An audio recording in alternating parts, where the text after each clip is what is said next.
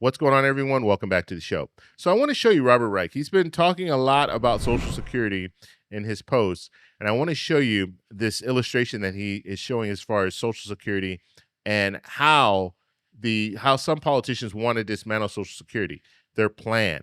And so we're going to focus on that in this video. But first off, you guys can do me a favor. Please like the video. If you're watching this video and you want to see more content like this, please consider subscribing to the channel. Okay, here's a post from Robert Reich. He is an economist, and he's talking about Social Security here. And I thought it'd be interesting to go over this and just show you what he's saying here.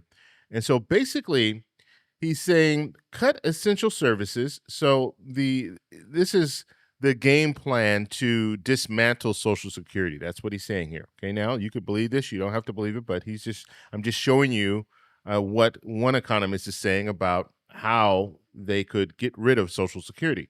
So if you cut the essential services, and so the Social Security Administration is talking about reducing the amount of people that are handling the phones. So that means if you call, you might be waiting even longer than what you're waiting now. And they're saying right now it's 2 to 3 hours the wait. And so cutting the essential services that way, make it harder to use.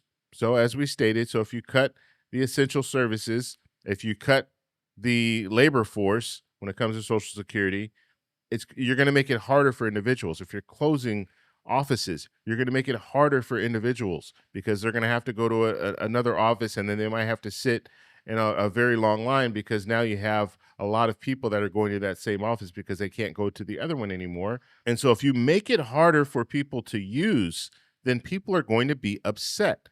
And if they get upset, then they're going to think that the system is broken.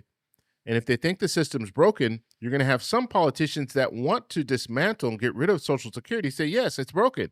It's broken. And guess who broke it? We broke it. But they won't tell you they broke it. But they're going to say it's broken. We need to do something about it. And then that would justify even more cuts. And if you justify more cuts, then we could get to a situation where we see them try to get rid of Social Security or cut it, privatize it, do something with it. And so basically make some major changes to Social Security.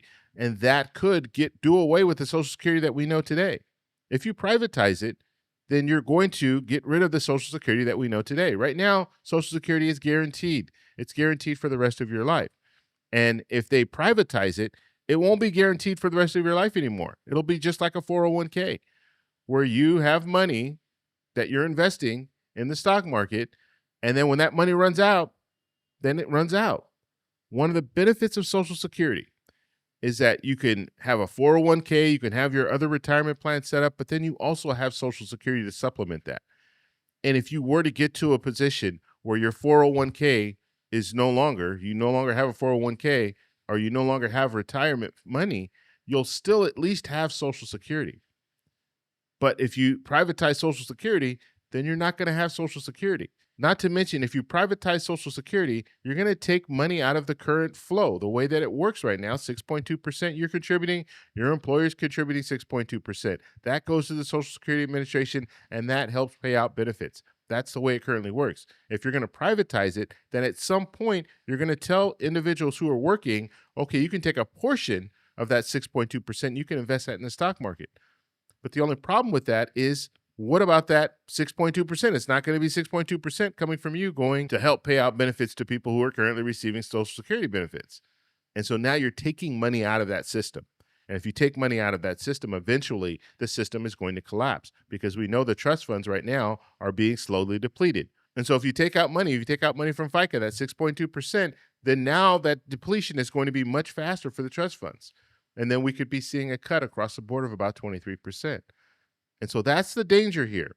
That's what's on the line. And so when you hear politicians say, oh, we want to do this, we're not going to cut Social Security, but we want to do this and we want to do that. Some of these politicians know that this will ultimately cut Social Security, but they just don't want to tell you that. And that's unfortunate, but and some of them might have their exit plan, and their exit plan will be right before that 8 years. And they can just walk off into the sunset. And then the politicians coming in, they're going to have to deal with it. And that's why we talk about, when it comes to Social Security reform, they need to reform Social Security. They need to provide more revenue for Social Security. You have some politicians talking about cutting, but that's the opposite of what you need to be doing. You need to provide more revenue. And one way of doing that is raising the cap. So raising the cap on people making $176,100. Right now, if you make $176,101, that $1 you don't have to contribute to FICA anymore. And that number could go up to $1 million or even more.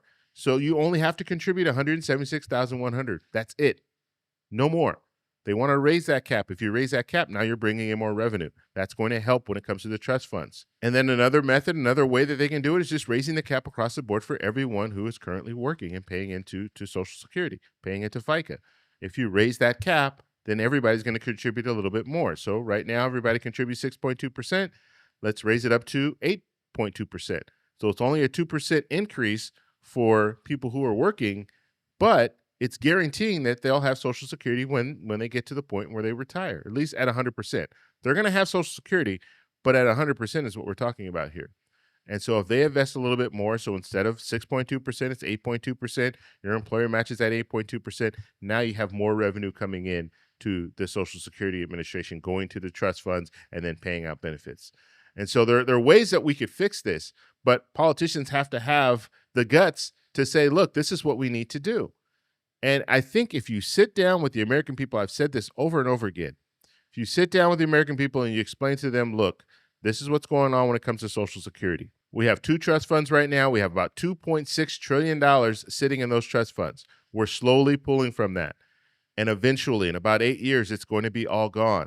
So what we need to do is bring in more revenue, and these are the 2 ways that we can do it. And if you tell the American people that, I think most people would look at it and say, that sounds right. That sounds like something that we should do, because the alternative are cuts to Social Security.